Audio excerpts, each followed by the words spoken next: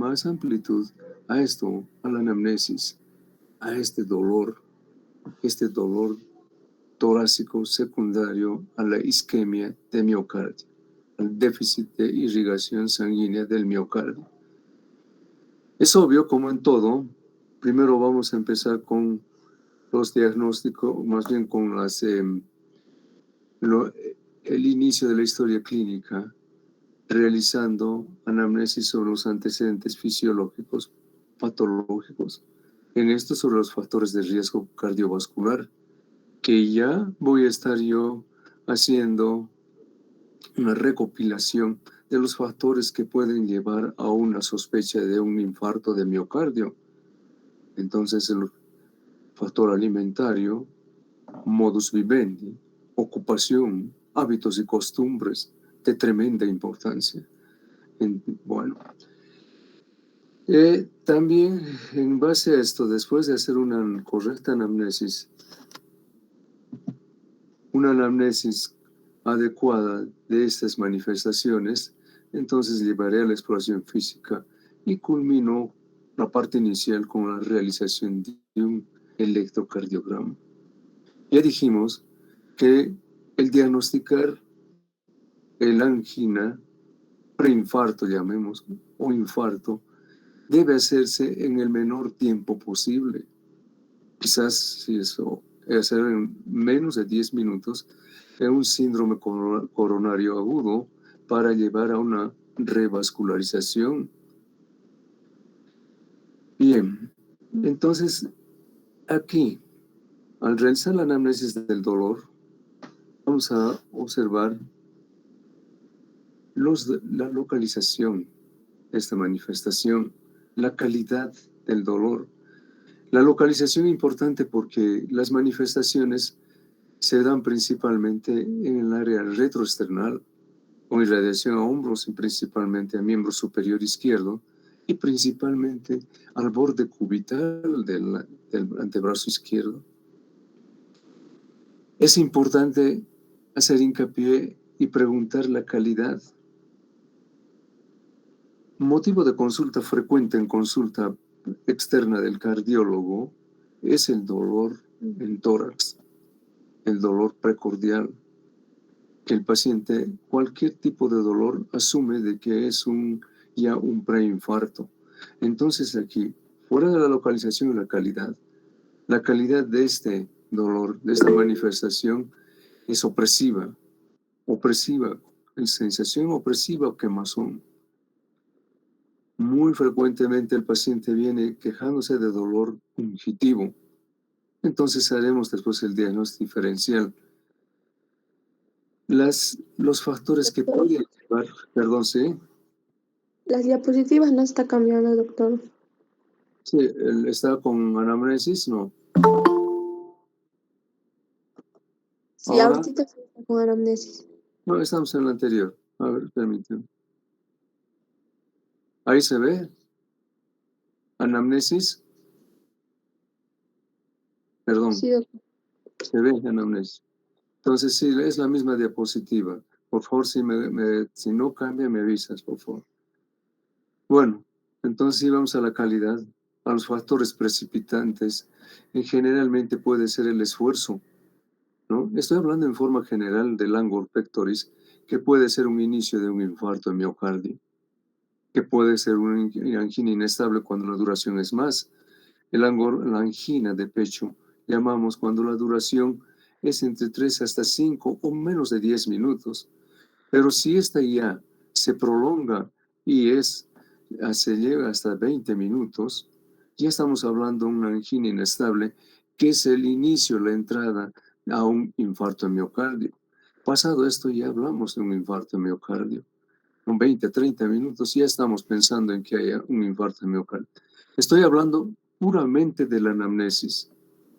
La intensidad. En cuanto a la intensidad, de acuerdo a si es una angina inicial, una inestable o ya un infarto, puede ser leve o moderado al inicio e ir incrementándose progresivamente hasta hacerse muy intensa cuando ya hay un franco infarto. Es importante hablar de los síntomas, que vamos a describirlos con un poco más de detalle después, de los síntomas asociados, ¿no? Que ya son frecuentes, el cotejo vegetativo en un infarto de miocardio. Los veremos después. Bien, perdón. Entonces, aparte de esta manifestación de la exploración anamnéstica por interrogatorio del dolor torácico, nosotros veremos los síntomas generales, haremos interrogación sobre los síntomas generales. Pero repito y no me canso de decir, es importante hacer la anamnesis del dolor. ¿Dónde? ¿Cuándo? ¿Cómo? ¿En qué circunstancias? ¿Qué manifestaciones más tiene aparte? Etcétera, etcétera.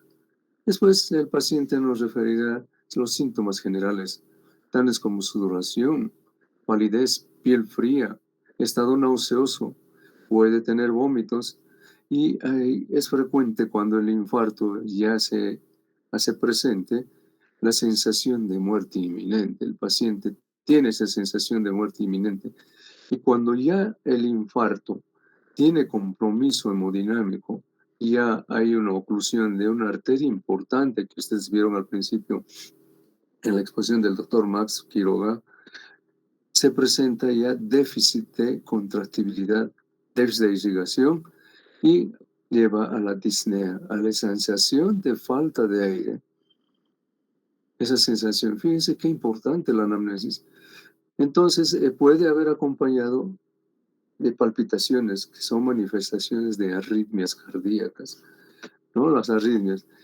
Y otras manifestaciones menos frecuentes, como puede haber elevación térmica, irritabilidad, sensación de confusión, somnolencia, etcétera. Somnolencia cuando ya hay compromiso hemodinámico, cuando ya hay falla ventricular y esta no ya sea de importancia. Realizando la historia clínica dijimos al principio que los factores de riesgo son importantes para dirigirme en el diagnóstico. Hay factores de riesgo que pues algunos son modificables, otros no. Y también vamos a hablar de los inciertos. No modificables, es más frecuente la patología coronaria a cierta edad en el hombre y también en la mujer pasada la menopausia, ¿no? Pasados los 40, 45 años, aunque hoy por hoy es mucho más, cada vez es menos la edad a la cual estos padecimientos se están observando, ¿no? Antes era extraño encontrar a una edad temprana, 35, 40 años, ahora cada vez se ve a menos edad. El sexo predominantemente en varones. Al realizar la historia clínica hablaremos de la historia familiar. Será frecuente en algunos pacientes que tenga familiares, padres, hermanos, tíos, etcétera, que hayan tenido patología coronaria, infartos, etcétera. Hay algunos factores de riesgo que no pueden modificarse, ¿no? O más bien que pueden modificarse, perdón, como antecedentes patológicos. Es hipertenso el paciente, tiene presión arterial, se ha detectado niveles elevados de colesterol y triglicéridos. Hay antecedentes de diabetes mellitus. Es diabético el paciente, ¿no? Y en antecedentes patológicos, ¿tuvo ya algún evento en algún territorio no coronario que haya referido que tuvo una obstrucción en las arterias de los miembros inferiores que requirió tratamientos por cirugía cardiovascular? Y ya antes aquí, entre los factores modificables, los hábitos y costumbres, tabaquismo, excesivo alcoholismo, el trabajo en el cual el paciente se encuentra, que conlleva mucho estrés, ¿no? Hábitos y costumbres, sedentarismo, ejercicios, etcétera, factores modificables, y algunos inciertos como la hiperuricemia, hiperfosfatemia, ¿no? Marcadores de inflamación. Hay un síndrome que hoy por hoy ya se está haciendo cada vez más hincapié en esto, que es el síndrome de la apnea obstructiva del sueño. Se ha visto que esta apnea obstructiva del sueño es un factor predisponente para tener patología oclusiva coronaria. Vamos a seguir. En cuanto al dolor, sigo haciendo hincapié en esto, el dolor. Es importante hacer la diferenciación en otros tipos de dolor que pueden presentarse. Entre estos, el de origen isquémico dijimos que se debe a la estenosis coronaria. La miocardiopatía hipertrófica tiene, por ese desbalance entre el aporte de sangre y la cantidad de miocardio, ahí puede haber una angina. La hipertensión severa, mal controlada, puede llevar a una angina. Esos son los factores de origen isquémico. Una insuficiencia aórtica importante, como veremos en síndromes valvulares, también puede condicionar esto, y también patología del lado derecho. Hay factores como la anemia, ¿no? Los niveles bajos de hemoglobina, hematocrito, que también pueden condicionar una isquemia cuando esta es de magnitud. Hay algunos factores que no son de origen isquémico. Frecuentemente se confunden con infarto miocárdico, que hay que hacer miocardio, por lo cual hay que hacer una diferenciación, la disección de aorta. Padecimiento que tiene alguna similitud en cuanto a las manifestaciones dolorosas. Problemas de inflamación del pericardio, pericarditis, una importante insuficiencia mitral secundaria al prolapso de la válvula mitral. Pero hay factores no cardiovasculares, frecuentemente, que nos llevan a la consulta del paciente. En esto veremos en síndrome de condensación, los de origen pulmonar, la famosa neumonía, el dolor de puntada de costado, ¿no? Que se da en el lugar donde hay la condensación y hay una irritación de la pleura, la pleuritis. Pero las características son distintas. El paciente indicará que el dolor es fungitivo, que aumenta con los movimientos respiratorios y localiza con un dedo el dolor. Cuando hay una ruptura de la pleura que da lugar a un neumotórax, un acúmulo de aire en el espacio virtual del pulmón, entonces en el espacio virtual puede llevar a un neumotórax que condiciona un dolor también de tipo fungitivo. Muy frecuentemente, y esto ocurre en la práctica, es experiencia personal, los dolores de origen gastrointestinal, el famoso reflujo gastroesofágico, el espasmo del esófago y la úlcera péptica, pero más que todo el reflujo gastroesofágico, la patología esofágica. Es frecuente que el paciente inicialmente vaya al hospital del gastroenterológico pensando que es una patología de esta naturaleza. Ellos hagan la investigación, etcétera, y se llegue a la conclusión de que no había sido un reflujo gastroesofágico, sino que era otra cosa, y nos refieren inmediatamente al hospital Viedma, ya con el diagnóstico de angina de pecho o infarto miocardio, ¿no? Hay dolores de origen musculoesquelético como la costocondritis, inflamación de las articulaciones costocondrales, y que frecuentemente producen dolores, pero también de tipo distinto, no opresivo, fungitivo, con aumento de la sensibilidad a nivel del dolor dado por proceso inflamatorio. Otra causa, les dije que en cardiología, en consulta externa, una de las molestias que más lleva al paciente al médico es el dolor de tipo en la región precordial. Más frecuente cuando hay alteraciones tensionales psiquiátricas, angustia, tensión, estrés, etc. Lleva a esta presentación de manifestaciones e inmediatamente el paciente piensa que es un ángulo, es un proceso isquémico coronario. También hay los síntomas iniciales del herpes zóster, que puede, antes de la manifestación de las lesiones cutáneas, mácula, pápula, vesícula, pústula, etc. Doctor, disculpe la molestia. ¿No se está viendo las diapositivas como tal que usted está cambiando?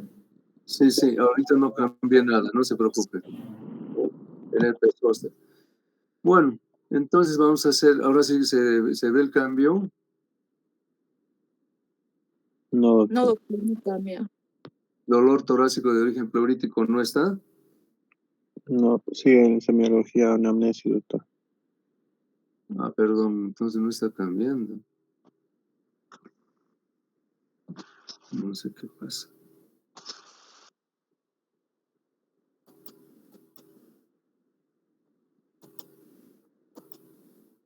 Factores de riesgo no cambia entonces.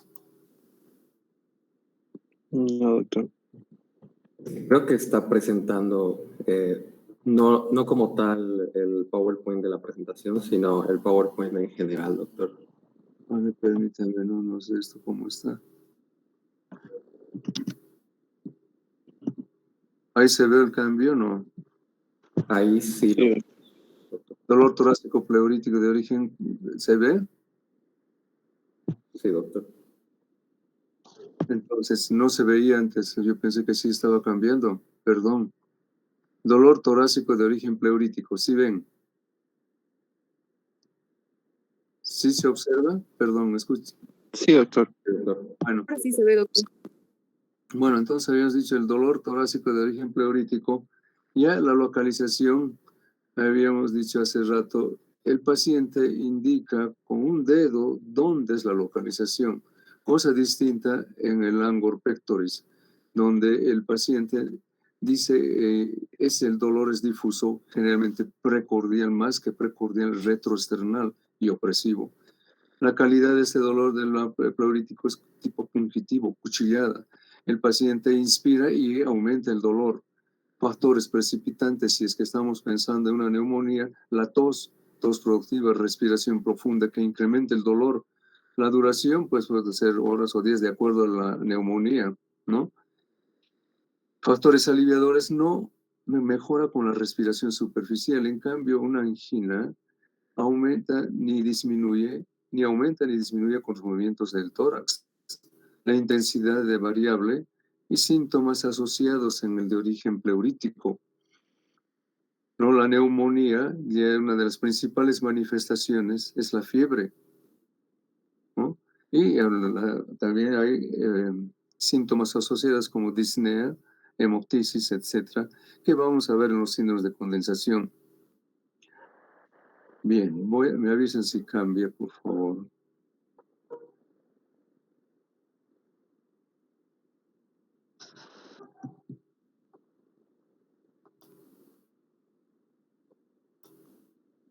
¿Sí cambió? Sí, doctor.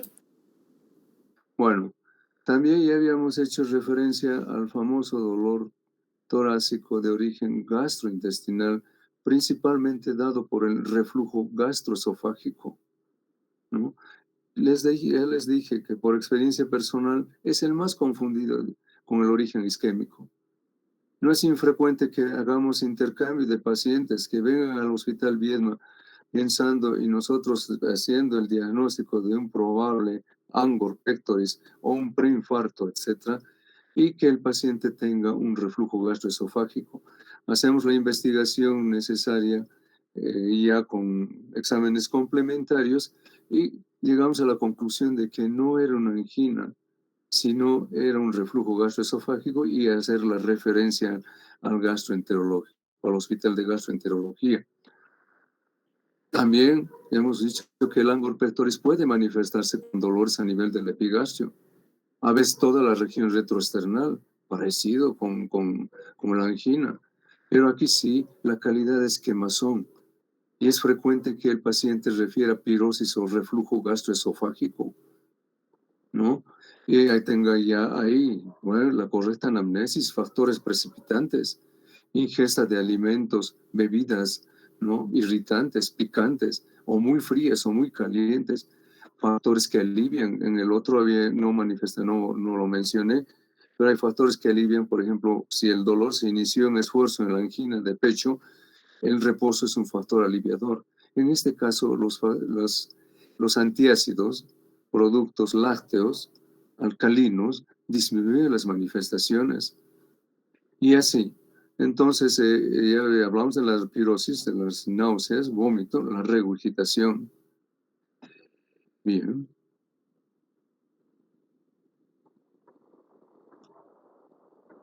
Me avisan cuando no cambie, por favor. Está bien, doctor. Entonces, ya hablamos del origen de los espasmos esofágicos, son otras de las manifestaciones dolorosas que pueden llevarnos a confusión. El espasmo puede ser también, puede tener calidad constrictiva, opresiva, ¿no? Entonces, lo primero que uno piensa, nosotros como cardiólogos, en angina. Bueno, pero hay que ver los factores precipitantes, ingesta de alimentos, calidad muy fría, muy caliente, muy irritante, etc. Ya que no ha tenido un espasmo esofágico, la duración es más corta, intensidad elevada mientras ya hay el espasmo hasta que pasa. Síntomas que tiene asociados, también tiene el infarto, pero aquí las náuseas son más importantes, y la regurgitación que puede llegar hasta el vómito.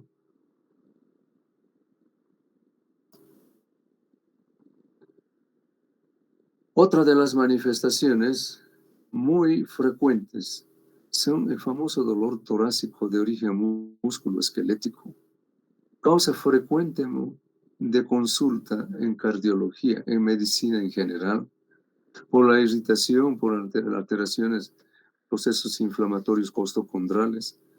Aquí la calidad es más pinchazo, un dolor radicular, dolor en la metámera, bien localizado, ¿no?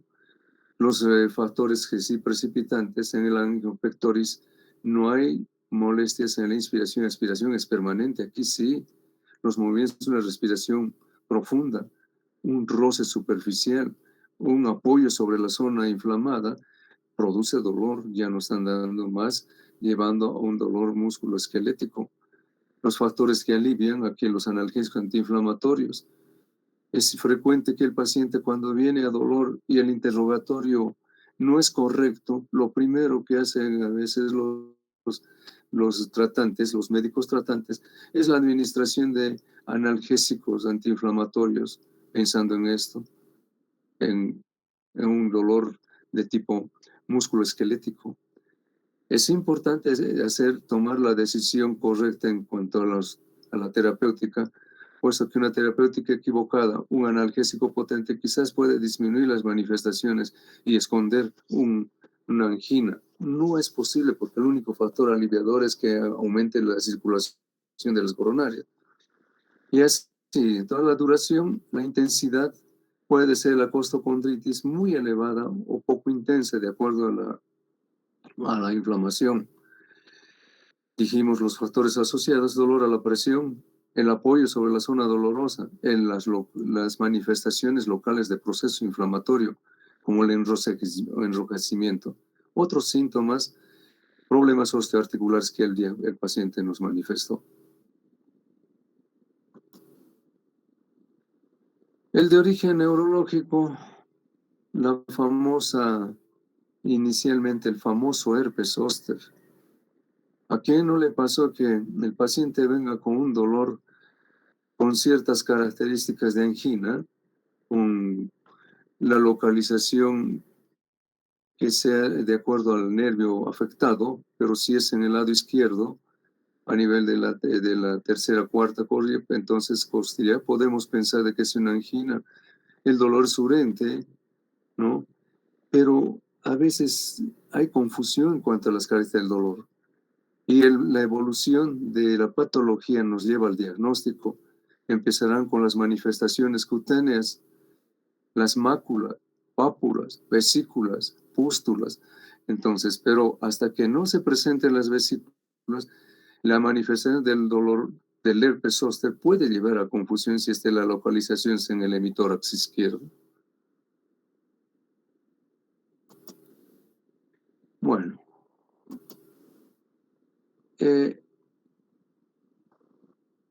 Angina, vamos a ver.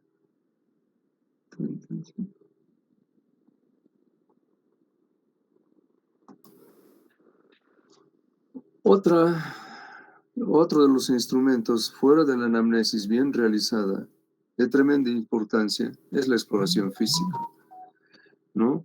La exploración física que ustedes ya han visto en generalidades se inicia con la inspección del paciente, ¿no? Con la toma de constantes vitales, la auscultación es de gran utilidad, la auscultación tanto cardíaca como pulmonar, y la palpación. Entonces, aquí, luego de terminar la exposición, vamos a volver a la importancia de la anamnesis. En la exploración física, ya cuando hay alteraciones hemodinámicas, cuando la falla ventricular izquierda es severa, cuando hay insuficiencia ya contráctil del ventrículo izquierdo que incrementa la isquemia del miocardio, entonces hay manifestaciones de insuficiencia cardíaca. Estas manifestaciones se darán y se observarán por el registro de signos vitales: aumento de la frecuencia cardíaca, paciente con taquicardia, aumento de la frecuencia respiratoria por la disnea que el paciente presenta. La saturación de oxígeno también podría bajar. El estado general del paciente, la sudoración fría, palidez, piel, ya nos está llevando al compromiso hemodinámico, a pensar en un infarto. La auscultación cardíaca, ya inicialmente mencionamos que el aumento de la frecuencia cardíaca nos puede hacer pensar en que ya hay falla contráctil del ventrículo izquierdo, lo cual compensa con aumento de la frecuencia cardíaca. La irregularidad del ritmo, presencia de tercer, cuarto ruido, un frote pericárdico. Se realiza la auscultación de los pulmones para descartar que no haya patología pulmonar que puede inicialmente confundirse. Y la exploración de los pulsos periféricos. Ya vamos a repetir. La inspección general, el paciente generalmente viene angustiado con esa sensación de muerte inminente, ¿no? Es importante la respuesta adrenérgica o colinérgica, que vamos a verla después. La respuesta adrenérgica dada por taquicardia, diaforesis, aumento de la presión arterial inicialmente, mientras no haya falla del ventrículo izquierdo. Cuando el compromiso de la irrigación del ventrículo izquierdo es importante, es obvio que la contractilidad del ventrículo izquierdo disminuye y en vez de haber hipertensión hay hipotensión. Bueno, aquí nos referimos a las manifestaciones adrenérgicas, ¿no? Entonces, hay hipotensión si hay ya falla ventricular izquierda. Puede haber bradicardia posterior, ya manifestaciones de colinérgicas, vagotónicas, cialorrea, broncoconstricción, vómito, por eso decimos respuesta vagal. Cuando el compromiso es importante, lleva a un síncope o un estado de shock que puede acabar con la defunción, puede terminar con la defunción del paciente. Aquí vamos a hacer un poco de hincapié en cuanto a las manifestaciones de vagales y adrenérgicas. La respuesta colinérgica está dada, dijimos, principalmente por cialorrea, la estímulo vagal colinérgico. Náuseas, broncoespasmo. Aquí sí hay bradicardia inicial, bajo gasto cardíaco, secundaria una bradicardia, vasodilatación. Pero también hay manifestaciones adrenérgicas, las manifestaciones dadas por la secreción de noradrenalina, adrenalina, como la palidez, diaforesis, la piloerección, taquicardia sinusal, aumento del gasto cardíaco inicial mientras no haya compromiso de la función cardíaca, de la función ventricular, vasoconstricción periférica. Bien. Perdón, sí se está viendo, ¿verdad? Sí, doctor. Okay. En cuanto a la inspección, palpación, la palpación sí puede ser de utilidad. Puede ser de utilidad cuando ya hay compromiso importante y hay el infarto es de magnitud. Como esto que dice palpación en el área cardíaca, esa discinesia ventricular, un levantamiento telesistólico. En el final de la sístole hay un levantamiento del ápex, levantamiento apical doble. Pero esto sí es cuando hay un compromiso importante isquémico de la irrigación del miocardio. Mientras tanto, no se encuentra ningún dato a la palpación, ¿no? Podría palparse un frémito cuando hay ruptura del músculo papilar o del septum interventricular que da lugar a una corriente de sangre del ventrículo izquierdo al ventrículo derecho, una comunicación interventricular, podría palparse un frémito sistólico. Pero eso es cuando es un infarto complicado, ¿no? La palpación del pulso proporciona información sobre el volumen sistólico, con detalle quizás si han visto ustedes en sus sesiones de práctica, que el pulso, cuando ya hay un pulso hipocinético, aumenta y refleja la disminución del volumen sistólico, ¿no? Entonces, baja de la presión arterial, disminución del volumen sistólico, un pulso poco perceptible. Puede haber pulsos alternantes. Bien, vamos a ver. Esto no. La auscultación. Hasta ahora vimos inspección, palpación, la auscultación. La auscultación en el infarto de miocardio, una patología isquémica, también tiene cierta importancia, ¿no? Cuando, por ejemplo, se hace auscultación y se encuentra un tercer ruido, que ya es una manifestación de un compromiso de falla ventricular izquierda por la distensión del ventrículo izquierdo que se produce en el llenado brusco del ventrículo izquierdo, ¿no? Entonces puede dar lugar a un tercer ruido e incluso puede haber un cuarto ruido que lleva un galope ventricular, ¿no?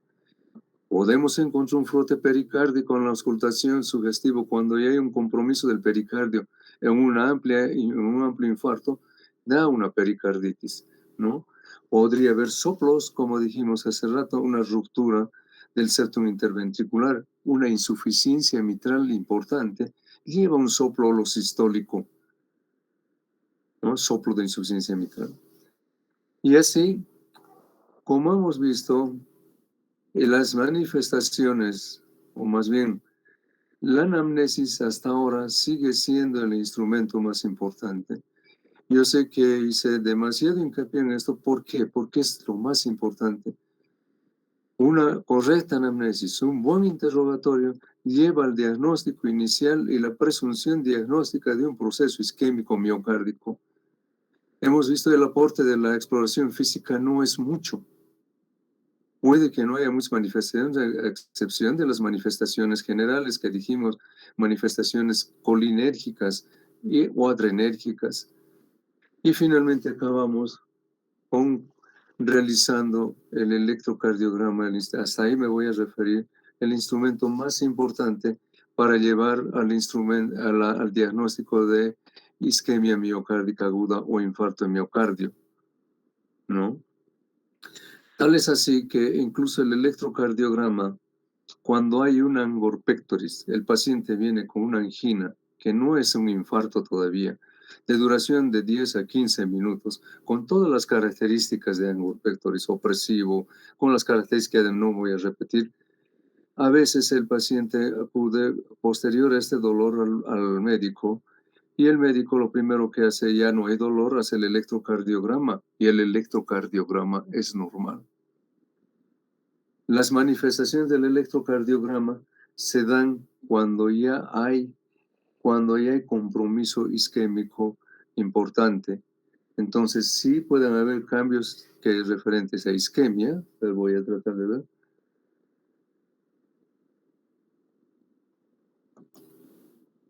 Vamos a hacer una exposición rápida y superficial sobre esto. Entonces, ¿qué veo en el electrocardiograma? ¿No? La fase isquémica, hay alteraciones y cambios en la onda T. La onda T puede hacerse negativa o muy positiva. Cuando es negativa se ve, ¿verdad? De la imagen. Sí, doctor. Cuando es negativa hablamos de una isquemia subepicárdica. Cuando es francamente positiva, de una isquemia subendocárdica. Aquí en la imagen vemos una onda T negativa, ¿no? Cuando ya fuera de la isquemia y hay lesión antes de la necrosis, hay un solevantamiento, una elevación del segmento ST, un supradesnivel. Hablamos ya, el doctor Max les dijo del infarto con supradesnivel, pero también hay infartos sin alteración en la elevación del segmento ST. Y ya, también puede haber un solevantamiento o un infradesnivel. Este segmento se va para abajo, el segmento ST. Y finalmente la fase de necrosis. Cuando ya hay necrosis, se hay manifestación de la onda Q, la cual se hace más profunda en la zona que comprometida. Bien, entonces para hacer, básicamente mi exposición estuvo referida más a la parte anamnéstica, exploración física. No quise hacer más introducción ni volver a repetir los otros exámenes complementarios que hay para hacer llegar al diagnóstico conclusivo, menos a la terapéutica. Agradezco su presencia, y perdón el error a la presentación de las diapositivas. Espero que les sirva de algo y les lleve a motivarse en cuanto al interrogatorio, que es lo más a veces tedioso que uno hace al principio. Dice, ¿para qué sirve? Yo hice mi especialidad en el Instituto Nacional de Cardiología. Cuando hice la residencia allí, yo antes había hecho medicina interna, y en medicina interna también se ve la parte cardiológica. Fui al instituto pensando de que yo ya sabía cardiología y hacer las historias clínicas así a la rápida y pues, sin mucho detalle. Ayer en esa época era frecuente que cuando no había una correcta transcripción de la anamnesia en la historia clínica, era frecuente que en la revisión de la historia clínica se lleve a la ruptura de la historia clínica, cosa que ya hoy día no es posible. A ese grado llegaba, ¿no? Entonces no se cansen de hacer el interrogatorio, de hacer una buena anamnesis y termina con la exploración física. Muy bien, les agradezco mucho su presencia y perdón por los errores de presentación.